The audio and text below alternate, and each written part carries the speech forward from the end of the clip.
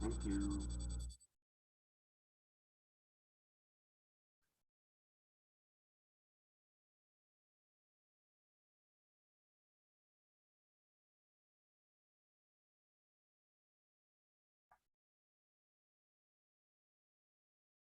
Muy buenos días a todos y todas.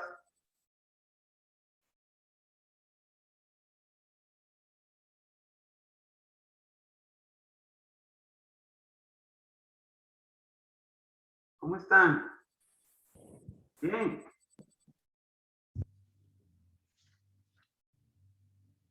Bueno, el martes nos quedamos con este planteamiento, que más bien es una disyuntiva y que es necesario pues que lo reflexionemos. El martes estuvimos planteando que era necesario combatir el hambre antes de lograr una alimentación saludable, o son aspectos fundamentales e importantes de un mismo proceso, el reto actual. Y como ya iba a terminar la clase, solo logramos madurar las ideas de que es necesario llevar los dos problemas. No podemos caer en un dilema falso y entonces orientarnos por un lado, nada más. Entonces, como sociedad, como una sociedad en la cual nosotros tenemos muchos problemas de desigualdad social y de urgencia que superar, debemos de priorizar, pues, priorizar no solo uno, sino que los dos aspectos, porque hay problemas de hambre en sociedades como la nuestra, pero también hay problemas de alimentación saludable. No solo de alimentación saludable, sino que también de la misma alimentación. Hay un problema de acceso a la alimentación y no es porque no haya, no es porque los estantes de los súperes o de los mercados municipales estén vacíos. Entonces es un problema de acceso y cuando socialmente y económicamente hablando, cuando hablamos de acceso a bienes y servicios, estamos hablando de la capacidad adquisitiva. Entonces, la sociedad salvadoreña tiene un problema complicado de capacidad adquisitiva para poder obtener los alimentos. Solo los alimentos, no estoy hablando de alimentos saludables. Entonces, y también existe el problema del hambre. Ojo con eso. Entonces, es bien complicado. Entonces, habíamos planteado pues que son dos aspectos fundamentales que se deben de tratar en un mismo proceso. No sé si hay alguna idea que ustedes quieran también proponer o comentar.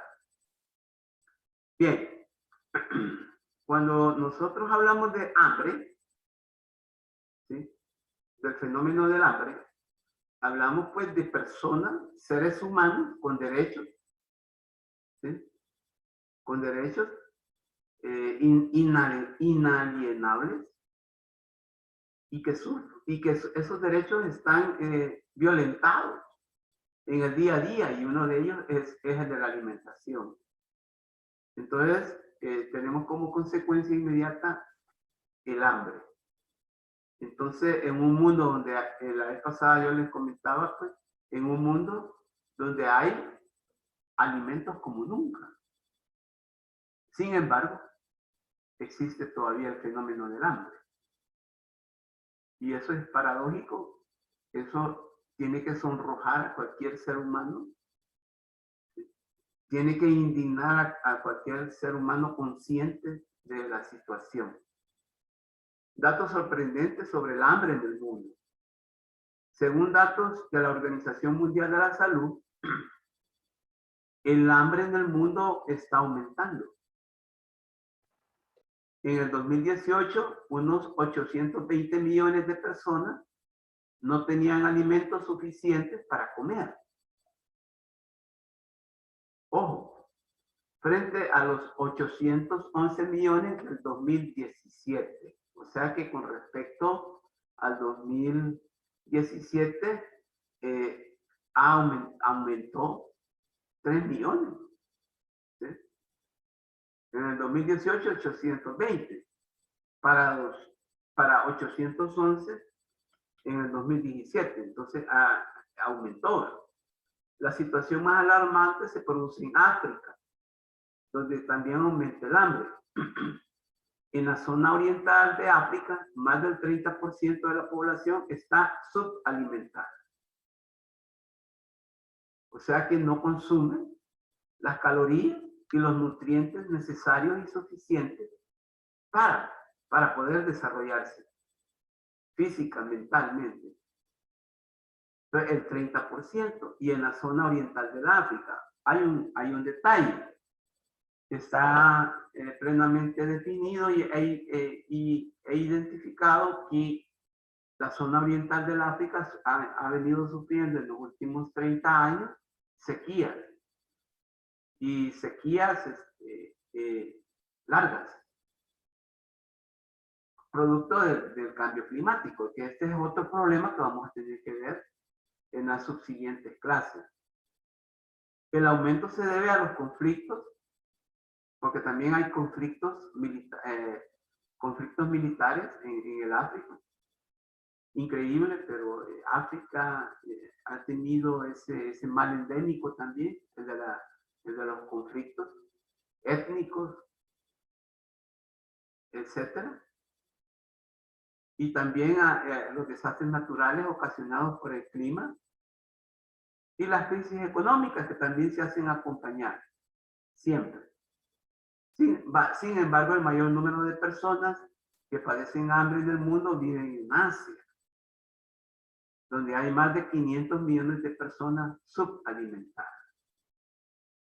Increíble. Increíble. En pleno siglo XXI, donde la tecnociencia se supone que ha estado acompañándonos con todos los beneficios y con todos la incidencia en la vida. ¿Sí? Las consecuencias del hambre en los niños y niñas son devastadoras. Esto es lo más preocupante. Mortalidad, discapacidad, retraso en el crecimiento, disminución de capacidad intelectual, problemas de aprendizaje, enfermedades crónicas de índole cardiovascular o metabólica. Es decir, el hambre puede producir secuelas para toda la vida. Esto es trágico en realidad, porque mucho se puede hacer hoy en día en definir pues proyectos que vayan encaminados a la meta cero hambre. Pero resulta que socialmente hay generaciones que ya han sido afectadas, ¿sí? Generaciones de seres humanos, ¿sí? Anteriores que ya han sido afectadas. Y es lo que dice este planteamiento, de que ha producido el hambre discapacidades irreversibles, ¿sí? Retrasos en el crecimiento, que es algo también problemático en ese sentido. Disminución en la capacidad intelectual, etcétera. O sea, lo que queremos plantear es que hay ya daños irreversibles. Y que eso pues también complica más la situación. Ojo con eso. Entonces, podemos nosotros pues preocuparnos en este momento a partir de ahora, digamos, y luchar denudadamente, con denuedo, ¿sí? De que, vaya, dentro de 100 años, perdón, o 10 años, 100 años es mucho, Dentro de 10 años, cero hambre. Pero ya han habido generaciones de seres humanos que han sido afectados. Ese es otro drama, otro problema. Bien. Es decir, el hambre puede producir secuelas para toda la vida. Bueno, eso es lo que estábamos planteando. Los datos del Programa Mundial de Alimentos sobre la desnutrición infantil son muy ilustrativos de la dramática situación que viven muchos niños y niñas en el mundo. Estos datos son para el 2018. No pude encontrar datos más recientes. 66 millones de niños y niñas en edad escolar primaria asisten a clases con hambre en países en desarrollo. Por no decir países subdesarrollados. Yo en realidad mejor prefiero decir países subdesarrollados. Porque países en desarrollo, miren, es complicado decir que estamos en un proceso de desarrollo por todo lo que se está viviendo, y más ahora con la pandemia. Entonces, miren, 66 millones de niños y niñas van a clases con hambre. Increíble. Increíble. La nutrición insuficiente causa el 45% de las muertes de menores de 5 años. ¿Sí? Solo la nutrición insuficiente causa el 45% de las muertes. Eso es casi la mitad. 1 de cada 6 niños y niñas en los países en desarrollo presenta peso inferior al normal. Y ustedes manejan la tabla del peso. Yo he visto a los nutricionistas cuando uno va a pasar consulta, que manejan también muy rigurosamente cuando miden el peso y ustedes lo clasifican. 1 de cada 4 niños y niñas padece retraso en el crecimiento. Esto es algo que también va a tener secuelas. Sin embargo, actuar y revertir esta situación más en nuestra mano. Esta situación está en nuestra mano, sí es cierto, está en nuestras manos, pero no al mismo nivel. Yo creo que ustedes están como captando lo que yo quiero decir. Todos somos, mire, en realidad en la sociedad todos somos responsables, más no culpables, a propósito de lo que estuvimos comentando. ¿Se acuerdan? Que 2 compañeras ahí estuvieron también aportando ideas muy ilustrativas.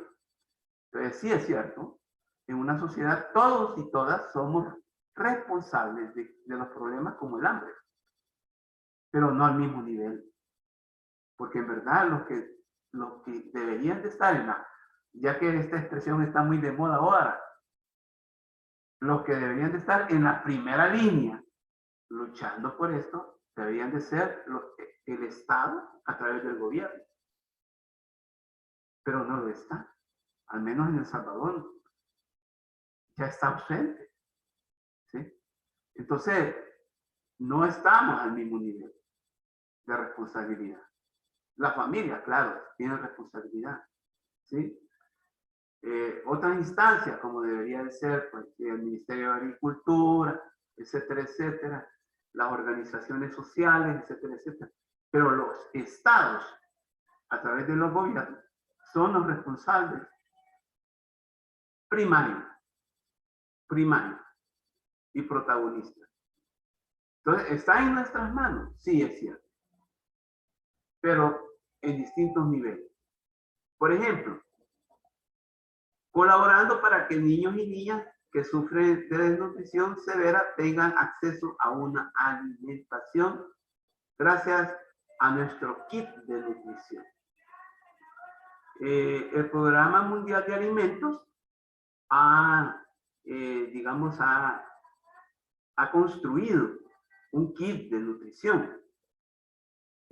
Un kit de nutrición precisamente para los niños y niñas que están en desnutrición severa. Y tengo entendido, El Salvador es suscriptor, es firmante del Programa Mundial de Alimentos. Y me imagino que esos kits de nutrición vienen al país. Que los venden, o como lo hizo este señor que dicen que vendió casi más de 1 millón de paquetes alimenticios que se dieron durante la pandemia, que les dan otro destino en otro producto. Pero el kit de nutrición, que es un botiquín, ¿va?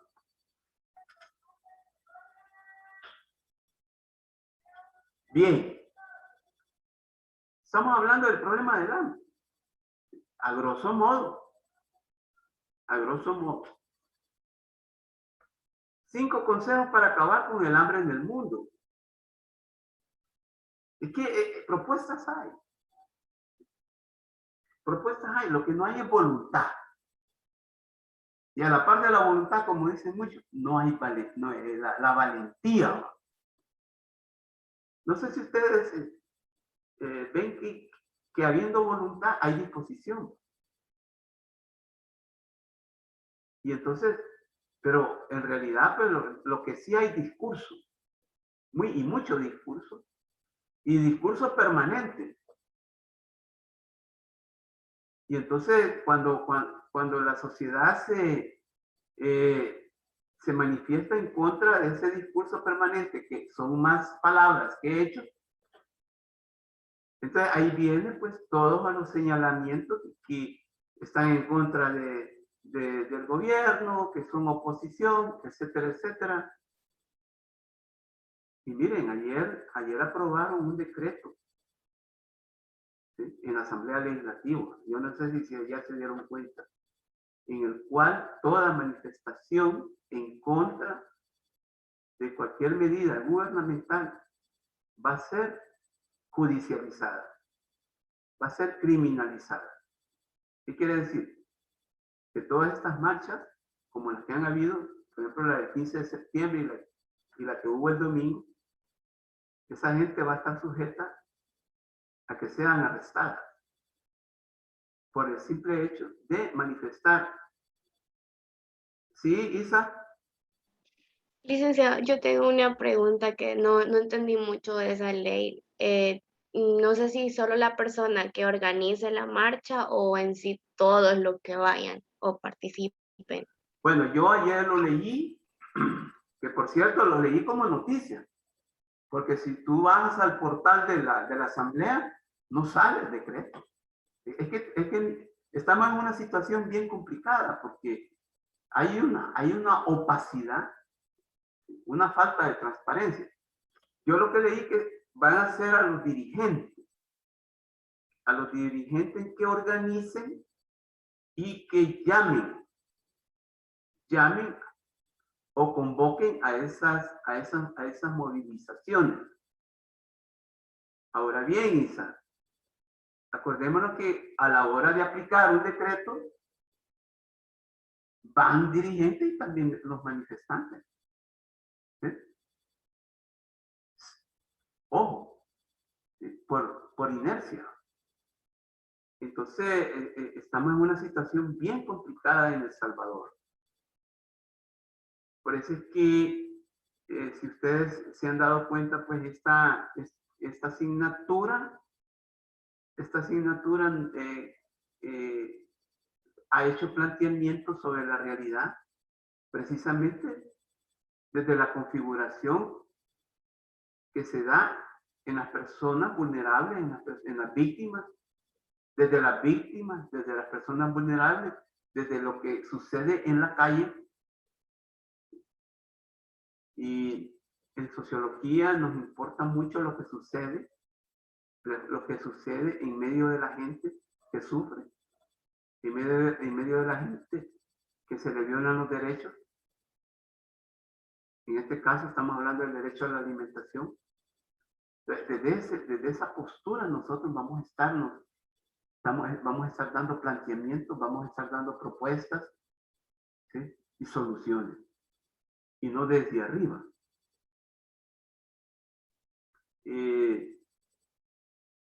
De hecho, pues utilizamos a la sociología crítica. La sociología crítica es aquella en la cual le preocupa mucho hacer conciencia crítica de la realidad social. Distinto es la sociología cognitiva, que prioriza mucho el conocer las teorías sociológicas, los modelos sociológicos, los enfoques sociológicos. ¿Sí? O sea, esa es la prioridad de la sociología cognitiva. Pero yo siempre he trabajado con la dimensión crítica de la sociología.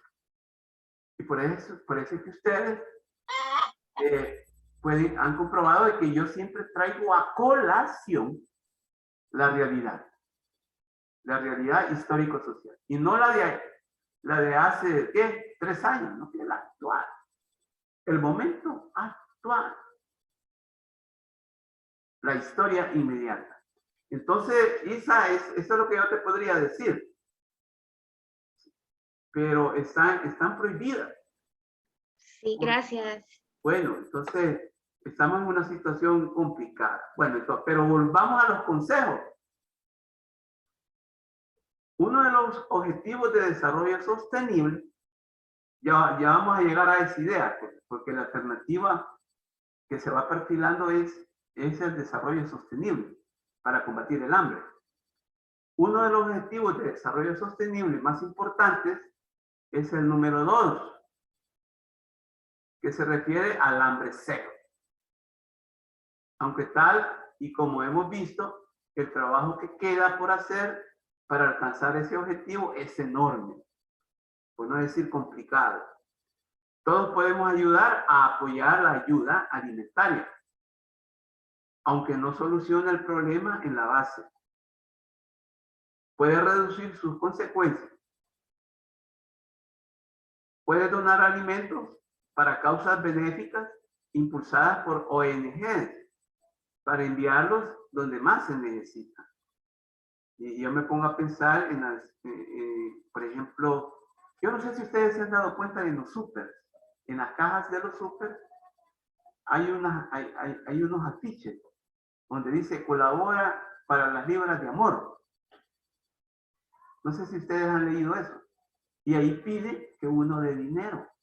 En los bancos también se ve eso. Donde hay un proyecto alimentario que se llama Libras de Amor. Entonces, uno puede depositar dinero en esas alcancías. Repito, están en los supers y están también en los bancos. Los he visto también ahí en los bancos. Y se llama Libras de Amor. Es una ONG. Ahora bien, esa ONG también atiende niños con desnutrición severa. Ellos dicen, mire, llévenos su niño, su hijo, su hija, su sobrino, nieto, etcétera, etcétera. Y nos lo dejan. Y al cabo de 6 meses, usted llega y se lo entregamos. Y ya recuperado. Y en verdad, ahí sale una foto aquí, donde los niños les toman fotos, cómo llegan, en realidad llegan en una situación extrema. Y cuando ya llegan después de 6 meses, ya salen recuperados. Se ve cualitativamente la diferencia. No sé si ustedes tenían conocimiento de eso. El otro consejo es colaborar con la ciencia. Y esto es muy importante, porque ahí están incluidos ustedes, nutricionistas. Ojo con eso. La ciencia camina de la mano para luchar contra la desnutrición y estudia tratamientos novedosos que pueden ayudar en casos críticos. Eso es cierto. Yo les hablaba el martes Y desde la creatividad, desde la imaginación, desde la diversidad de la ciencia, también, ¿sí? También se puede llevar a cabo el proceso ese de combatir hambre, pero también construir una alimentación saludable. Entonces, la ciencia es también una propuesta acertada. Pero la otra es de impulsar la educación. Así, también, digamos que yo también le apuesto a la educación en estos problemas de la nutrición y de la alimentación. Cuando se potencia el acceso a la educación de los niños y niñas, se da un paso más para alejarlos de la pobreza y por tanto del hambre. Colabora con ONGs para que todos los niños y niñas puedan ir a la escuela. ¿Sí? ¿Sí? A través de la educación también se puede lograr. ¿Sí? Y se puede contribuir a que el hambre vaya desapareciendo a través de la educación. De nuevo, ustedes también ahí están incluidos. Cuidar el medio ambiente, algo de que también es urgente y no se ven luces, ¿sí? No se ve disposición. Los efectos del cambio climático, como el aumento de la temperatura o los fenómenos climáticos extremos, dañan los cultivos y la ganadería, lo que produce hambre. ¿Sí? O sea que resulta que, por ejemplo, los huracanes, ¿sí? Las tormentas tropicales, dañan cultivos. Y eso hace que también provoque problemas de abastecimiento de los alimentos en una sociedad. Y como consecuencia aparece el hambre. Está en nuestras manos tomar medidas para cuidar nuestro entorno con cambios de hábitos sencillos, como utilizar medios de transporte ecológicos o reducir el consumo de energía. Bueno, estas son medidas que se sobreentienden. Más de alguna vez ustedes lo han leído, lo han escuchado, y no hacemos nada al respecto.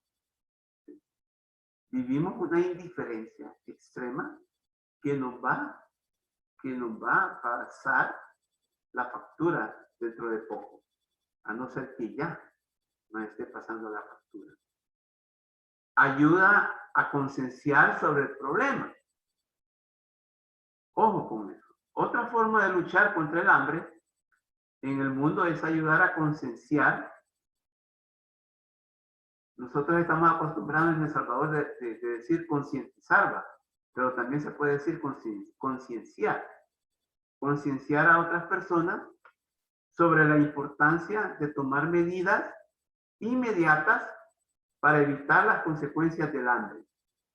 Participa en charlas, eventos y otras actividades que den visibilidad al problema. Resulta que el hambre, increíble, es un problema que también muchas veces en muchas sociedades se invisibiliza. Y El Salvador no está exento de eso. Aquí el problema se invisibiliza. Y eso es preocupante. Cifras del hambre en El Salvador. Ojo con esto.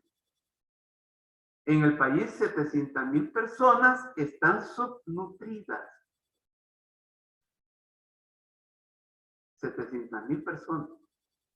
Más del 500,000. La población rural invierte todos sus ingresos solo para abastecerse de algunos de los 24 alimentos de la canasta básica. Ojo con esto también. Y esto lo vamos a encontrar precisamente en el área rural. ¿Sí?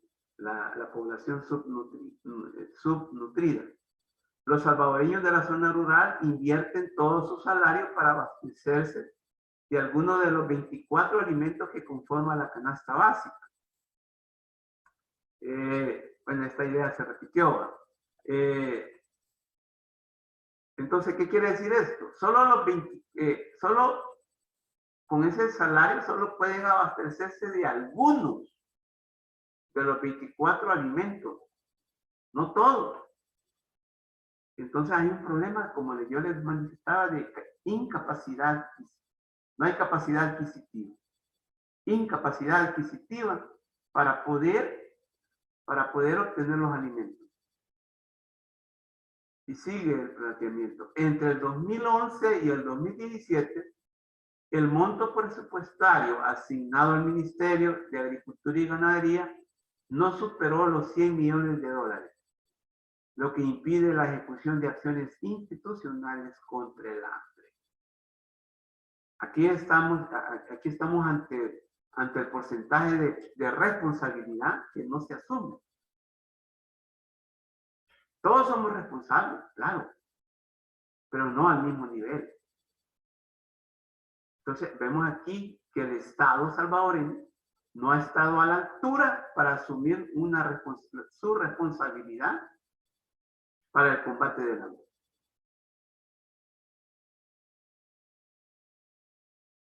Aquí tenemos el mapa del hambre en El Salvador en el 2011.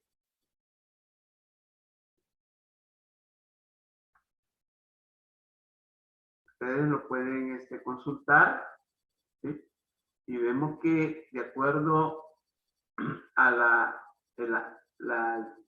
el hambre, prevalencia de desnutrición crónica en niños menores de 5 años. Desnutrición alta, que es el color rojo, ocre. Y recuerdan cuando estábamos hablando en clases sobre el mapa de la desigualdad o los territorios donde hay desigualdad en cuanto a la alimentación. Y entonces señalábamos que Aguachapán, aquí donde yo estoy señalando, es el departamento con mayores índices de desnutrición en El Salvador. Entonces, aquí vemos pues esta manchita de color rojo que se refiere a la desnutrición alta. Pero también aquí, en Morazán. Morazán y algunos lugares, bueno, todo Morazán. Entonces, vean, este mapa también habla por sí solo. ¿Sí? Por sí solo. Pero ¿cuál es la propuesta? El desarrollo sostenible. El desarrollo sostenible y no el desarrollo sustentable, porque ustedes pueden encontrar literatura sobre el problema de la alimentación y se pueden encontrar con tipos de desarrollo. ¿Sí? Tipos de desarrollo. Y van a encontrar, por ejemplo, el desarrollo sustentable. Ah, pero el desarrollo sustentable, ¿qué es la sustentabilidad? Yo me acuerdo cuando los ancianos dicen, mira, ese es pan para ahora y hambre para mañana. Yo no sé si ustedes han escuchado ese adagio, ¿sí? Ese dicho. Ya lo han escuchado, me imagino. Mira, es que eso es pan para ahora y hambre para mañana. O sea, puedes encontrar sustentabilidad, llenura. Puedes solucionar el problema del hambre un día, hasta 5 años. Pero después de esos 5 años va a ver de nuevo el problema se va a volver a manifestar. ¿Por qué? Porque ha habido un criterio de sustentabilidad. O sea, el solucionar en un periodo de tiempo crítico, obviamente, pero que el problema va a volver a aparecer, como el cáncer. Después, ustedes saben que el cáncer es una enfermedad complicada que si no se combate de raíz y a tiempo, vuelve a aparecer. Algo así sucede con el hambre, pero cuando se soluciona bajo criterios de sustentabilidad. Y ahí tienen razón los abuelos cuando dicen hambre para pan para ahora, pero hambre para mañana. No garantiza que el problema se solucione en el futuro. Entonces, ese criterio es el que ha estado prevaleciendo muchas veces en los programas emprendidos en contra del hambre. Entonces viene, y distinto es hablar de la sostenibilidad, ¿sí? Y no sustentabilidad, que no es lo mismo. Entonces, hay que apostarle al desarrollo sostenible y no al desarrollo sustentable. Porque el desarrollo sustentable no soluciona de raíz el problema. Sí, el desarrollo sostenible. Y entonces, para comenzar, pues, la sostenibilidad o lo sostenible, ¿qué significa eso? Lo sostenible es todo aquello, es toda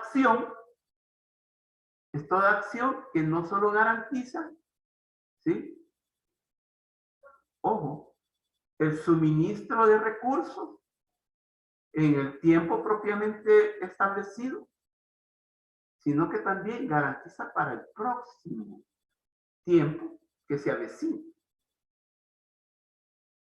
Cuando nosotros hablamos de sostenibilidad, hablamos de responsabilidad, ¿sí? De responsabilidad con las futuras generaciones. Así manejamos el planteamiento. Entonces, desarrollar sosteniblemente es procurar, ¿sí? O luchar para que en el tiempo y en el espacio no haya escasez y sea sostenible toda política, ¿sí? Todo proyecto que se quiera emprender en contra del hambre. Entonces, el desarrollo sostenible garantiza en el tiempo y en el espacio el seguimiento, porque se va a garantizar la sostenibilidad. Y eso es correcto. Es lo más correcto que se puede hacer. Es lo más acertado que se puede hacer. En cuanto al desarrollo sostenible, se puede plantear, va en contra del problema del hambre. Estamos a punto de cerrar el primer periodo. Vamos a volver a las 10. ¿De acuerdo? Gracias. Nos vemos a las 10. Gracias, Liz. De acuerdo, Bueno. gracias.